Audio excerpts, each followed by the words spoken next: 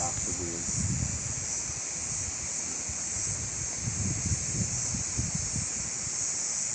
Qashqadaryo bilan Surxondaryo oraliq chegaraga turibdi hozir. Tollar, sariq tollar.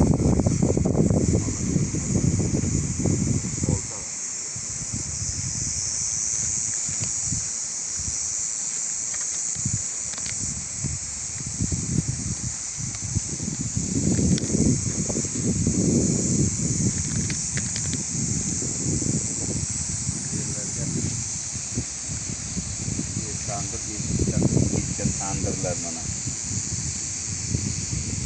Yerlarga tandirlar qilingan.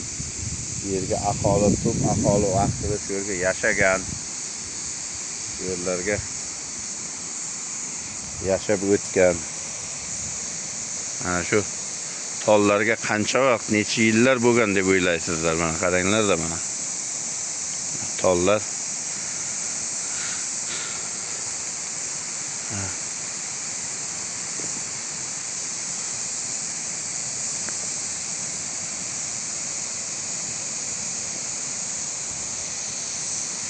bu holatlar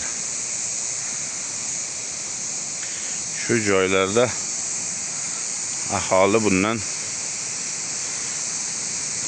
100 yil, 80 yil avval istiqomat qilingan shu yerlarga yashab o'tgan mana. O'rikli degan joy shu yer. Bog'dorchilik mana. Eski olmalar mana hali ham bor, mana olmalar ekilgan. Hali ham bor.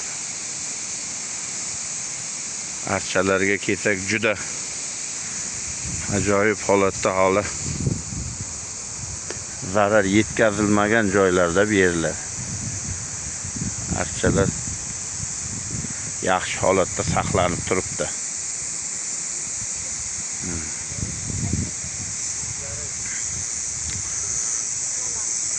Ko'rishda davom etinglar. Like bosib qo'yinglar. Bu tog'li hududlardan ko'plab ajoyib manzarali joylarni ko'rsatib borishga harakat qilamiz.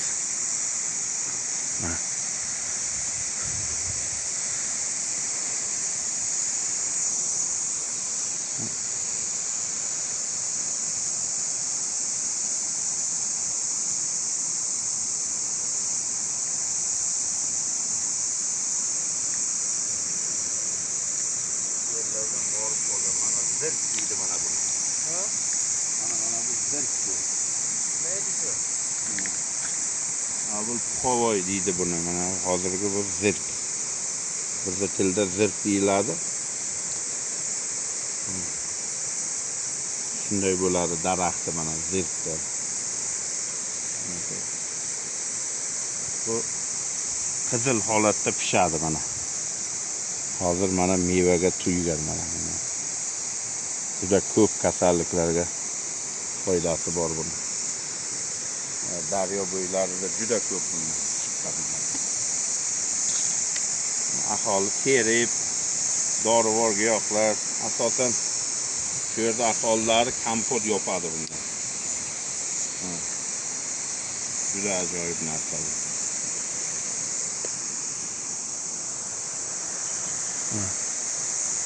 Zirk deymiz bizlar endi. Ko'pchilik boshqa so'z bilan ham ataydi buni.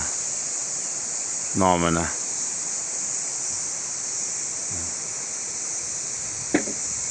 Bu olmalarni qarang mana. O'sha ko'p yillik olmalar. Tollar bor mana. Asosan mana shu joyda eshitganimiz, shu joyga Toqchi millatiga mansub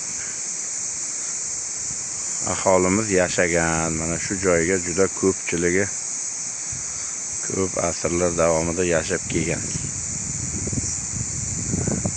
Keyin pastga Kengtala, Qizilnavr tarafga ko'chib borishgan deb aytishdi. kuzatishga davom eting. Kelganlar, ko'rganlar bo'lsa kommentariya yozingizlar. Yana qaysi joylarni ko'rsataylik. Qaysi joylarni bilasiz? Shu biladigan joyingizni aytsangiz ko'rsatamiz borib.